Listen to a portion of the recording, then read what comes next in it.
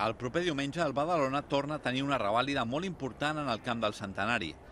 La visita del líder, Atlètic Balears, representa una gran opció pels escapulats de cara a obtenir 3 punts que podrien ser crucials per la promoció d'ascens.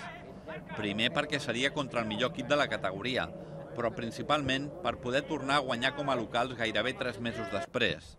Amb les 2 victòries consecutives a domicili, el conjunt de Manolo Márquez torna a dependre d'ell mateix i els 3 partits que resten a Badalona haurien de ser claus.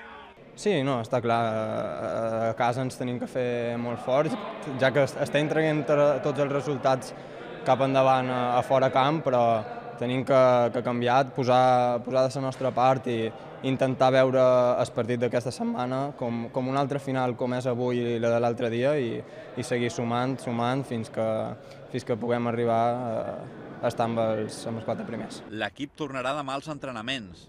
Pel partit de diumenge, el tècnic recuperarà Julián Robles, després de complir un partit de sanció.